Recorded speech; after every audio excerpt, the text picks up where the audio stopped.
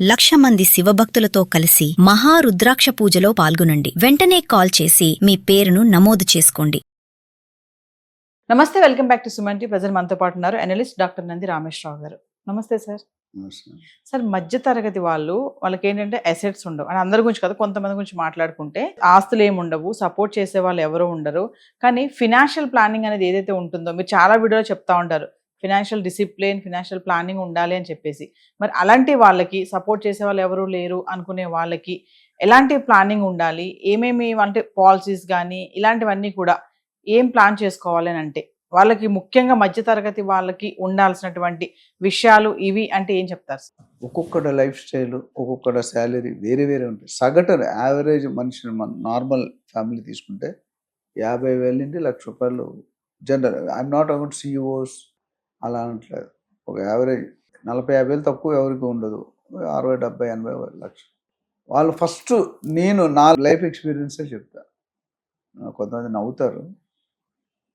నేను career start చేసినప్పుడు బస్సులో వెళ్ళేవాడిని. నేను ఉండేది మారేడుపల్లి, ఈస్ట్ మారేడుపల్లి. మా ఆఫీస్ పంచగుట్ట. 2 బస్సులు మరి వెళ్ళాను, ఒక బస్సు లేదు. ఒక 1 కిలోమీటర్ నడాలి బస్సు దిగాక. అప్పట్లో 35 ఇయర్లో. హోటల్కి వెళ్తే ఆలోచించేవాళ్ళు. మ్యాక్సిమం మెనూ తీసిన రైట్ సైడ్ చూసేవాళ్ళు, ఏది తక్కువలో వస్తుంది. మన శాలరీ తక్కువ కదా. కానీ లక్కీలీ బై గాడ్ గ్రేస్ 1.5 ఇయర్లో స్టైల్ మారిపోయింది. లెఫ్ట్కి వచ్చేసాం. పంజగుట్టలో షాన్బాగ్ అనే వెరీ ఫేమస్ ఇడ్లీ ప్లేట్ ₹2 ఉండేది. అది తిని కూడా మేనేజ్ చేసాం. అంటే కష్టాలని చెప్పట్లేదు, life how we have grown. నేను పడుకునేటప్పుడు రోజు 3 విషయాలు ఆలోచించుకున్నాను. ఈరోజు నా గురించి నేను ఏం చేసుకున్నా, నా టీం గురించి నేను ఏం చేశా, నా కంపెనీ కోసం నేను ఏం చేశా, నా ఫ్యామిలీ కోసం ఇవి కంపల్సరీ ఎవ్రీడే వస్తా కూర్చోరు. 35 ఇయర్స్ బ్యాక్ నా లైఫ్ ఎలాగుందో ఇప్పుడు నా లైఫ్ ఎలాగుంది, ఆ విధంగానే బిహేవ్ చేస్తాను. ఈ విధంగా నాకు చాలామంది చెప్తారు, నేను ఇన్ని కోట్లు, 1,000 కోట్ల కంపెనీ ఇంత సింపుల్గా ఎలా ఉంటుంది. Be simple, be simple. మధ్యతరగతి middle class rich is becoming richer, poor is becoming poorer. ఎందుకు? మన మైండ్ సెట్ మారట్లేదు. You have to change your mind set. If you have to be recognise, you have to do things differently. అందరు చేసి గొర్రెలు మంది నువ్వు ఒక గొర్రె అయితే, అది ఎందుకు చెప్తానంటే చాలామంది మెయింటైన్ చేయాలి. మనకి ఫర్ ఎగ్జాంపుల్ ₹1,00,000 శాలరీ ఒక ఫ్యామిలీ. అప్పట్లో లేడీస్ చేసేవారు కదా, ఇప్పట్లో లేడీస్. ₹1,00,000 వస్తే మనం ఏం చేస్తాం, మన అన్ని ఖర్చులు, ఎంటర్టైన్మెంట్, సినిమాలు, తిండి, పార్కులు, ఊర్లు ఇవన్నీ ఖర్చు పెట్టగా 5,000, 10,000 మిగిలితే సేవ్ చేసుకుంటాం జనరల్గా. కానీ అది 120% తప్పు. నేను లైఫ్ టైంలో ఇండియా, అవుట్ సైడ్ ఇండియా కూడా తిరిగాను. క్రెడిట్ కార్డు వాడలేదు నేను లైఫ్ టైం. నాకు లేదు, అసలు నాకు లేదు, మా వైఫ్కి లేదు. But all over country, world తిరిగాం. ప్లానింగ్. సో డిసిప్లిన్ తర్వాత ప్లానింగ్ ఉండాలి. All successful people are having similar qualities.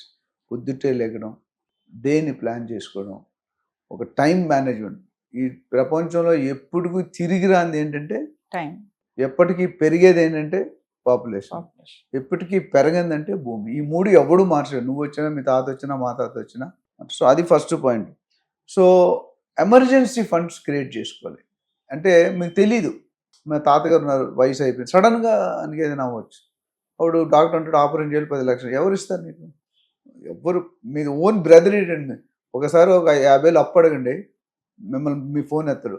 మీరు 90% ఐమ్ రైట్, అందరూ అని చెప్పట్లేదు. అప్పుడు నిన్ను ఎవడు కాపాడుతాడు? సో మధ్య తరగతి వాళ్ళు keep emergency funds first. Saving అనేది నీ శాలరీలో 35% మినిమం పక్కన పెట్టి, మిగతా 65,000లో నీ ఖర్చులు ప్లాన్ చేసుకో. ఒకవేళ మటన్, చికెన్ రాకపోతే దాల్ రోటీ తిను, అందరూ హ్యాపీగా ఉంటారు. ఉన్నది కానీ వస్తుంది కానీ అప్పులు చేసుకొని తినేవాళ్ళు బోల్డ్ మంది ఉన్నారు. భార్య పని చేస్తుంది, భర్త పని చేయడు. భార్య పని చేయడం అర్థం, బట్ భర్త పని చేయడం ఇట్స్ వెరీ డేంజర్. ఇద్దరు పని చేసేవాళ్ళు. ఇప్పుడు head of the family cannot eat. ఎప్పుడైతే భార్య సంపాదన మీద డిపెండ్ అయ్యాడో ఆయనకి వాల్యూ ఉండదు ఫ్యామిలీలో. అంటే కొంతమంది బాధపడేది ఇటు వాస్తవం, ఇది మీరు కూడా ఒప్పుకుంటారు. ఆ పాయింట్ ఒకటి చూసుకోవాలి. అండ్ ప్యాసివ్ ఎర్నింగ్స్ మీద ఫోకస్ చేయండి. ఇప్పుడున్న, ఒకప్పుడు అది పాసిబిలిటీ లేదు. ఇప్పుడు మీ పని మీరు చేస్తూ 3-4 అవర్స్ పార్ట్ టైం. ఎంతోమంది పాల ప్యాకెట్లు వేసి, న్యూస్ పేపర్లు అమ్మి, వీటిలో పాత స్టోరీలు చూడండి, ఇవన్నీ చేసి వచ్చారు. ఇప్పుడు మనం లెగట్లేదు. లెగడమే 8:30 లేస్తాం, మగం కడుక్కొని వెళ్ళిపోవాలి ఆఫీస్, స్నానం కూడా చేరుకుంటుంది. అది వర్కౌట్ కాదు. తర్వాత health insurance is a must. ఎందుకంటే మీరు కట్టేది తక్కువ, మీకు వచ్చేది ఎక్కువ. కార్ ఇన్సూరెన్స్ చేస్తాం, మనకెందుకు ఇన్సూరెన్స్ చేసుకోలేదు. హెల్త్ ఇన్సూరెన్స్ అంటే ఒక్క హాస్పిటల్లో ఒక పెద్ద major operation your savings have gone. Corona వచ్చి 25 లక్షలు బెడ్ తీసుకున్నాయి, 20 లక్షలు. నార్మల్ నాలాంటి శాలరీ అంత కష్టం, అంటే అప్పులు చేయాలి. ఇంకా ఆ అప్పులు కంటిన్యూ అవుతుంటాయి, వడ్డీ మీద వడ్డీ కడుతూనే ఉంటాం. ఆ వడ్డీ కట్టడం ఇండియన్ కంట్రీ ఎట్లా ఉంది, తెలంగాణ గవర్నమెంట్ కానీ వడ్డీ మీద, అంటే మన అప్పు ఎలా అంటే వడ్డీ కట్టడానికి అప్పు తీర్చు, అది ఇంపార్టెంట్ కాదు. సిబిల్ స్కోర్ మెయింటైన్ చేయాలి. సిటీలో స్టేటస్ ఉండాలి, ఫ్యామిలీలో వాల్యూ ఉంటే నీ చెక్ బౌన్స్ చేస్తే నీవు రికవరీ ఏజెంట్స్ వస్తారు, కొడతారు, తిడతారు, మోసుకెళ్తారు, రకరకాలు చేస్తారు. సో సిబిల్ స్కోర్ అనేది మనిషి క్యారెక్టర్ ఎలా అయితే ఉంది, ఇది బ్యాంకులో నీ క్యారెక్టర్, అది మెయింటైన్ చేసుకోవాలి. అది లేకపోతే మాత్రం కష్టం అవుతుంది. Then credit card this biggest poison. Especially మీరు బాధపడకపోతే లేడీస్ ఎక్కువ.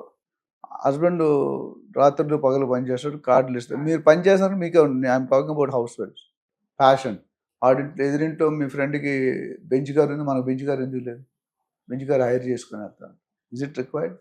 సో క్రెడిట్ కార్డు కొట్టడం చాలా ఈజీ, కట్టడం చుక్కలు కనిపిస్తాయి. సో అది కంట్రోల్ చేసుకోవడం.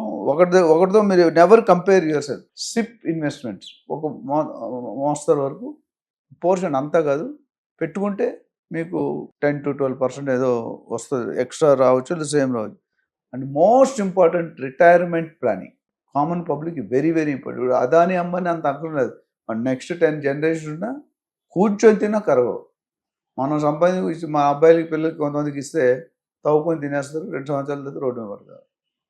ఫ్రమ్ కరోడుపతి టు రోడ్డుపతి, you have to go from రోడ్డుపతి టు కరోడుపతి. సో అంటే ఇది కేవలం నా ఎక్స్పీరియన్స్ చెప్తున్నాను. మల్టిపుల్ ఇన్కమ్ సోర్సెస్ చెప్పాను. మీరు ఇంట్లో ఉండి ఇన్సూరెన్స్ చేయండి, రియల్ ఎస్టేట్ చేయండి, లేదా సమ్ చిన్న బిజినెస్లు అప్పడాలు చేసి కూడా 10,000 సంపాదిస్తున్నారు. పేపర్ గ్లాస్ చాలా బిజినెస్ ఉన్నాయి. అది చాలా very very and common mistakes ఏం చేస్తారంటే నో ఎమర్జెన్సీ ఫండ్ మెయింటైన్ చేయరు. రెండో point no health insurance, no SIPs, no FDs, no gold purchase. ఇవన్నీ కూడా ఎక్సెసివ్. అప్పులు మెయిన్, అప్పులు చేసుకోవాలి. అప్పులు చేసిన మాత్రం మనం తీర్చినాం.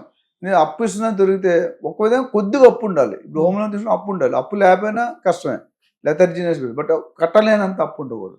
ఆల్వేస్ అప్పు తీసుకోవడం అండ్ ప్రికాషన్ అంటే ఈజ్ బెటర్ దెన్ ప్రివెన్షన్. అప్పుడు ఏమవుతుందంటే మీరు అప్పులు తీసుకున్నట్టు ఇవన్నీ ఆలోచించి మీరు స్పెండ్ చేసేటప్పుడు ఎంత అవసరమైతే అంత స్పెండ్ చేయండి, మీ లెవెల్లో, మీ స్థాయిలో.